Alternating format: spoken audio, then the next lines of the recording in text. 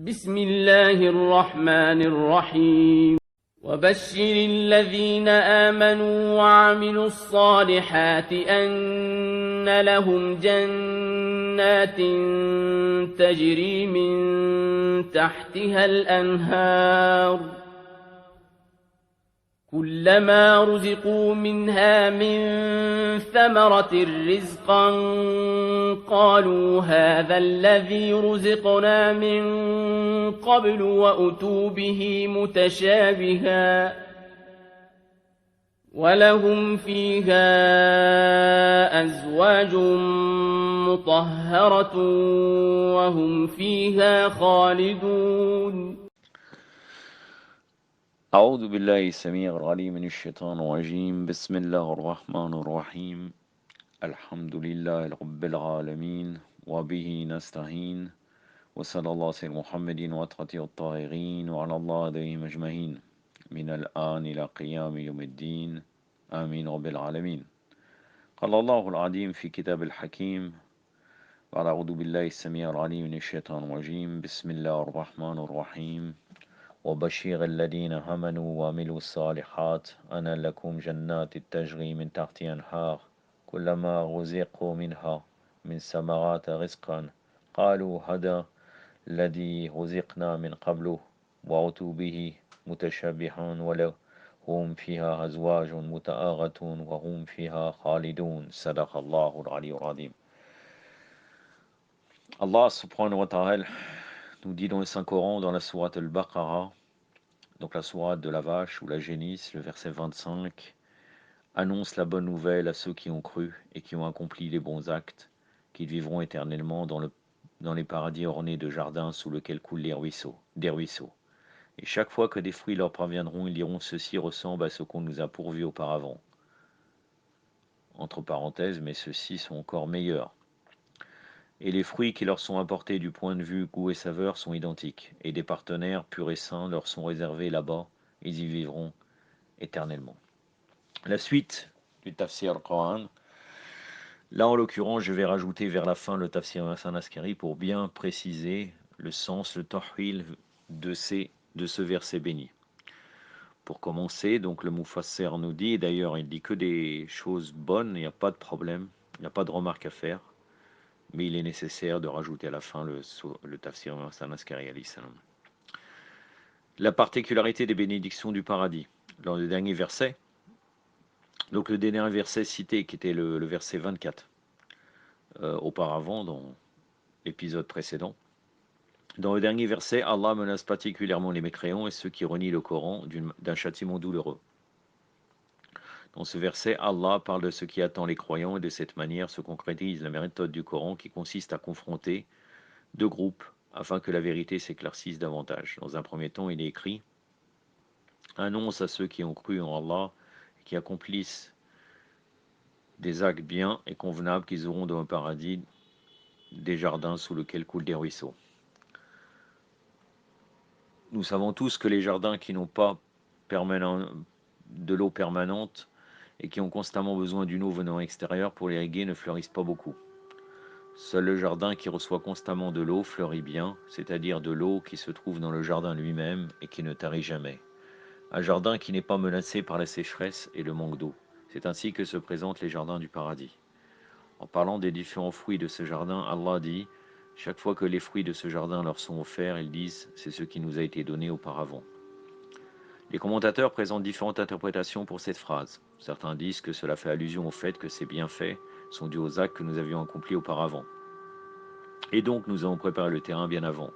Certains disent plutôt que lorsque les fruits du paradis leur sont apportés, ça c'est les fruits que nous avions consommés pour la dernière fois auparavant. Mais lorsqu'ils en mangeront, ils sentiront qu'ils en ont un nouveau goût et un nouveau délice. En d'autres termes, par exemple, la pomme de France et le raisin que nous mangeons dans ce monde gardent le même goût, et à chaque fois dans notre bouche, Mais les fruits du paradis, bien que leurs formes seront identiques avec ceux de ce bas monde, auront un nouveau goût. Personnellement, je ne sais pas, je ne vais pas extérieurement. Bien entendu, les fruits, ce sont les résultats des actions qu'on avait dans cette dunya. Mais je penche plutôt pour la deuxième interprétation, qui en vérité n'est pas contradictoire avec la première. C'est-à-dire qu'en fait, quand ils voient les fruits, ils croient qu'ils ont les mêmes goûts, alors qu'en fait, c'est un goût qui est largement meilleur et parfait. Donc on leur présente des fruits qui pensent que ça sera pareil que dans cette dunya, mais en réalité, c'est meilleur. C'est l'une des particularités de ce nouveau monde dans lequel les choses semblent ne pas se répéter. Certains disent plutôt que ça fait allusion à ce nouveau monde dans lequel les choses semblent... Pardon. Certains disent plutôt allusion au fait lorsqu'ils voient les paradis, que ça fait allusion au fait que lorsqu'ils voient les fruits du paradis, ils se disent qu'ils sont semblables aux fruits de ce bas monde, afin de ne pas avoir un souvenir amer. Mais lorsqu'ils en mangent, ils se rendent compte que le goût est totalement nouveau et délicieux. Il n'y a rien qui empêche que le passage coranique ci-dessus correspond avec l'ensemble des interprétations avancées par les commentateurs, car les termes utilisés dans le Coran portent souvent plusieurs sens. J'ai une remarque à faire sur le dernier commentaire. Euh, je ne sais pas s'il y aura un goût nouveau, en tout cas il y aura un goût parfait. C'est-à-dire qu'une banane, ça restera une banane. Mais la meilleure banane qu'il peut avoir à tous les niveaux. Mais normalement, il y a un goût qui ressemble à cette vie, dans notre vie de dunya, mais là, le goût est largement meilleur et il est le parfait goût pour une banane. Sinon, il n'y a aucun sens qu'il y ait des fruits différents au paradis. Vous voyez ce que je veux dire? Il n'y a rien qui empêche que le passage coranique ci-dessus correspond avec l'ensemble des interprétations avancées par un commentateur, car les termes utilisés dans le Coran portent souvent plusieurs sens. Ensuite, Allah ajoute, on leur apportera des fruits qui seront semblables les uns aux autres. C'est-à-dire qu'ils sont bien et beaux de tous les points de vue, ils seront tellement à un niveau élevé qu'on ne saura préférer l'un à l'autre. Contrairement aux fruits de ce bas monde qui parfois paraissent non mûrs, certains mûrissent au point de dépasser d'autres, sont moins coloriés par rapport à d'autres. D'autres encore ont un bon arôme, or les fruits des jardins du paradis sont parfumés, sucrés, extraordinaires et jolis dans l'ensemble. Les femmes pures et saintes sont les derniers bienfaits du paradis évoqués dans ce verset. Ils auront des épouses pures et parfaites dans le paradis. Purifiées de toutes les souillures qui peuvent exister en ce bas monde, parfaites du point de vue âme, esprit, et parfaites du point de vue corps et apparence. Un des défauts de ce bas monde est qu'à l'instant où l'homme l'acquiert, il pense déjà que ça va disparaître. Là, il commence à s'inquiéter, raison pour laquelle ces bienfaits ne peuvent pas être source de bienfaits et de sérénité. Or, les bienfaits du paradis, étant donné qu'ils sont éternels, procurent une tranquillité et une sérénité totale. C'est pour cette raison qu'il est écrit « Les croyants seront éternels dans ces jardins du paradis ».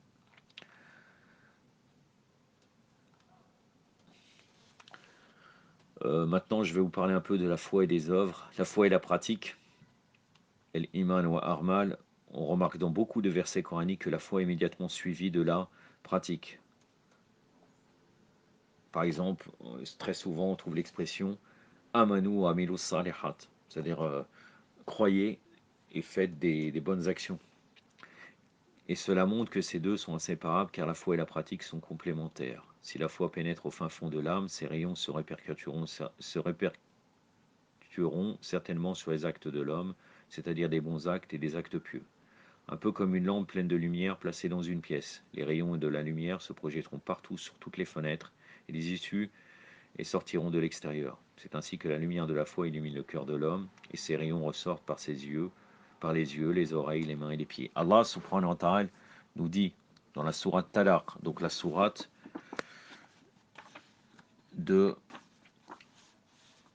du divorce, on peut dire, ou bien aussi de la séparation. Littéralement, on va dire que c'est une séparation. Le verset numéro 11. Quiconque croit en Allah et accomplit les bons actes sera introduit dans le paradis sous lequel coulent les ruisseaux et il y sera éternel. C'est la sourate 61 du présent Coran.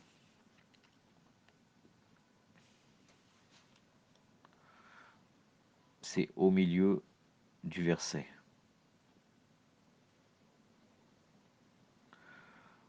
بعد أعوذ بالله السميع العليم من الشيطان الرجيم ومن يؤمن بالله ويعمل صالحا يدخل جنات تجري من تحتها الأنهار خالدين فيها صدق الله العلي العظيم.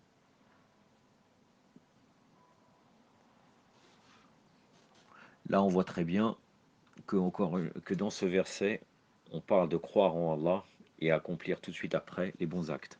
Allah subhanahu wa ta'ala dans la sourate An-Nur, donc là c'est le verset 24, la sourate 24 du présent Coran, le verset 55.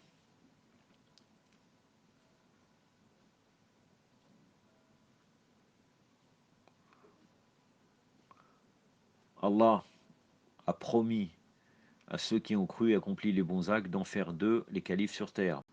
أعوذ بالله السميع العليم من الشيطان الرجيم وعد الله الذين آمنوا منكم وعملوا الصالحات لا يستخلفون لهم في الأرض كما استخلفون لهم في الأرض صدق الله العلي العظيم.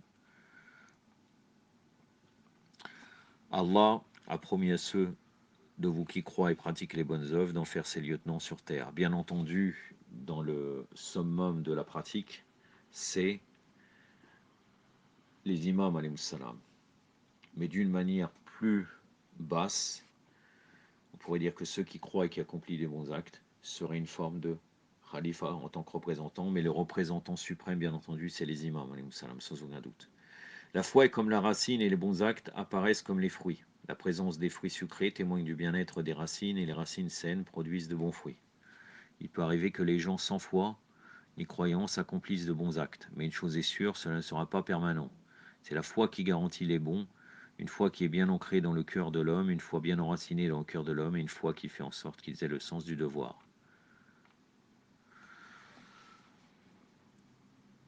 Les partenaires purs, vous remarquez particulièrement qu'on a seulement donné l'attribut de pur aux femmes du paradis, ici purifiées et parfaites. Cela signifie que la première est la caractéristique la plus importante d'une épouse est la pureté et la chasteté. Toutes les autres choses viennent seulement s'ajouter à cela. Il existe un célèbre hadith rapporté du prophète sallallahu alayhi wa sallam qui révèle la vérité suivante. Évitez les plantes bien vertes qui poussent sur des ordures. Quelqu'un demanda au messager d'Allah, que voulez-vous dire par plante? Il répondit des belles femmes qui ont été éduquées dans des maisons souillées. Wasail al-Shira, volume 14, page 19. Lorsque le mot zauj est employé au pluriel, azwaj, cela signifie partenaire ou femme, et pour les femmes, cela rime avec époux. Cela peut vouloir dire que les femmes croyantes sont des épouses dotées de foi, c'est-à-dire qui dans ce monde possédaient la vraie foi, et les époux également qui dans ce bas monde avaient la foi. De toutes les manières, les femmes du paradis, que ce soit les femmes ou Rolain, ou que ce soit les hommes, ce sont des êtres pieux et purs. Ils sont dénués, c'est-à-dire ils sont purifiés aussi bien des impuretés palpables, telles que le sang, l'urine, les selles, le sperme, les menstrues, les lochis, et les autres saletés, que des impuretés internes et morales, telles que les vices, les mauvais comportements, la jalousie, etc.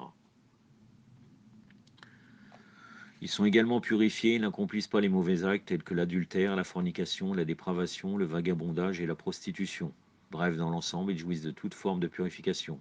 Dans un hadith rapporté par Sad ibn Amir, le messager d'Allah sallallahu alayhi wa alayhi, a dit: si une femme parmi les femmes du paradis jette un coup d'œil sur la vie d'ici-bas, toute la terre sera pétrie de bons parfums et de lumière étincelante.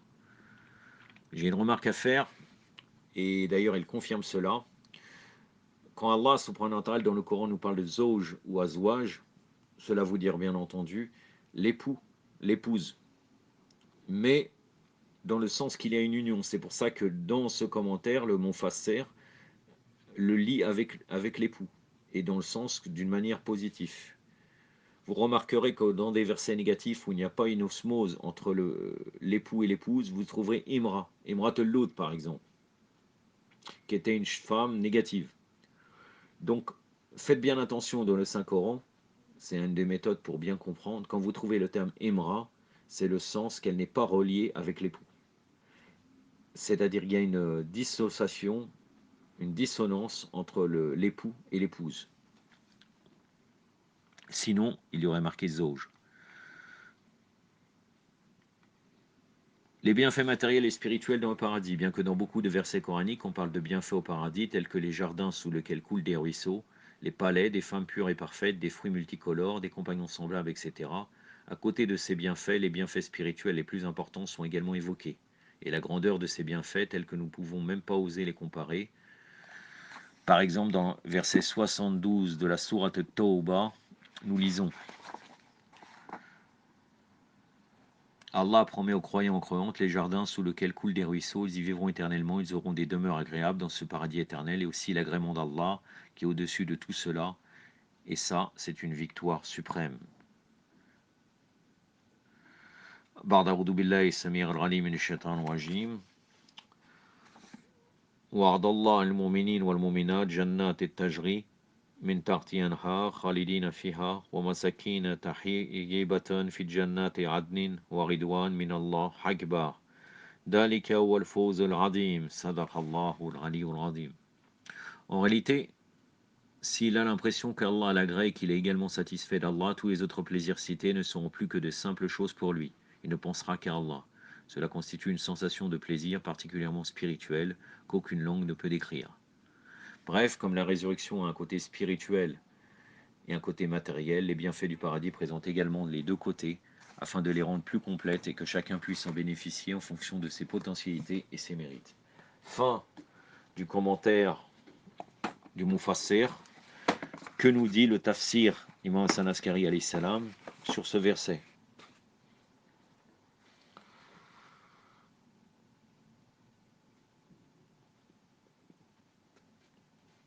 Donc Allah subhanahu wa ta'ala dit annonce à ceux qui croient.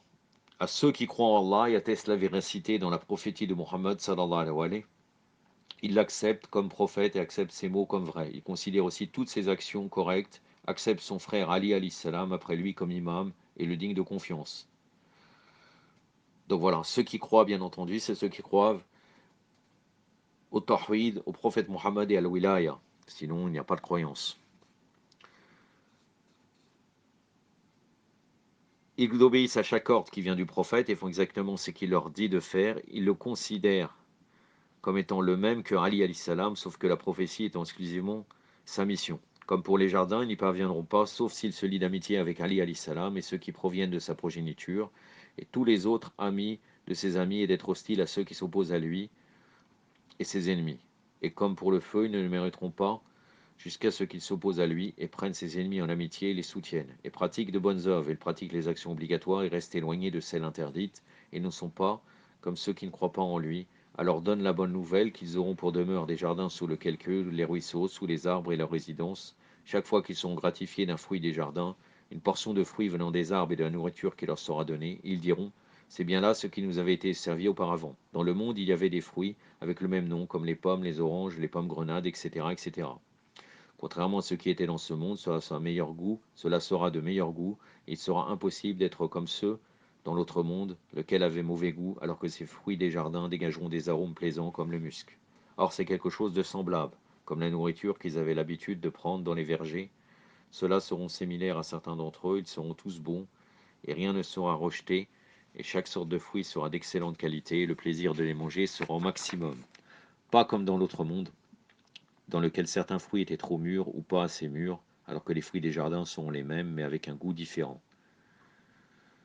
Ils auront là dans les jardins des épouses pures, et là ils demeureront éternellement. Les épouses n'auront aucune aversion à elles et seront exemptes de tout défaut. Elles ne seront pas celles qui entrent dans les autres maisons des gens, n'erront pas librement dehors, ne s'opposeront pas à leur mari, ni ne comploteront contre lui, ni fainéantes, ni décevantes, ni énervées, ni mauvaises, ni immorales, et resteront loin de toutes sortes de défauts ou aversions. Et là ils demeureront éternellement dans les jardins. Ceci est l'évidence des injustices commises contre les Shiras croyants.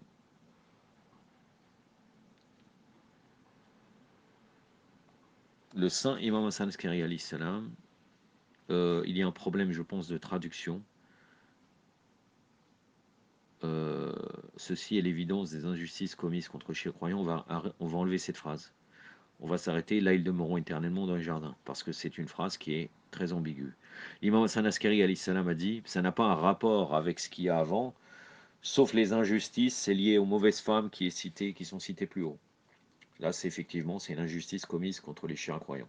Le saint imam Hassan Askari alayhi salam a dit que l'imam Ali a dit ô groupe de nos Shiras, craignez Allah et ne devenez pas l'essence du feu de l'enfer et ne devenez pas des non-croyants. Ne faites pas d'injustice contre vos frères croyants, car ne fait pas partie des croyants celui qui est injuste envers son frère croyant, qui est son partenaire dans notre amitié. Allah placera des lourdes chaînes sur lui, ne sera libéré d'elles qu'à travers notre intercession, et nous n'intercéderons jamais pour lui jusqu'à ce que le frère croyant intercède avec nous.